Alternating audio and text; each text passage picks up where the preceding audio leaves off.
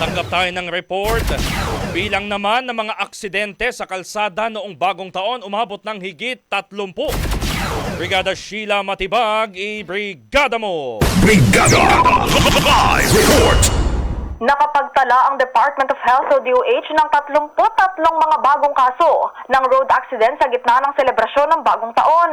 Dahil dito, pumalo na sa 529 ang bilang ng mga aksidente sa kalsada ngayong holiday season. Ang datos na yan ay mula December 22, 2024 hanggang kahapon ng umaga January 1, 2025. 31% na mas mataas ito sa kasong naitala noong nakaraang taon sa kaparehong period.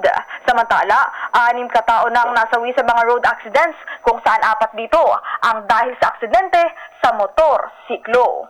In the heart of changing lives, ito si Brigada Sheila Matibag ng 15.1 Brigada News FM Manila, The Music and News. Sorte! Brigada Balita!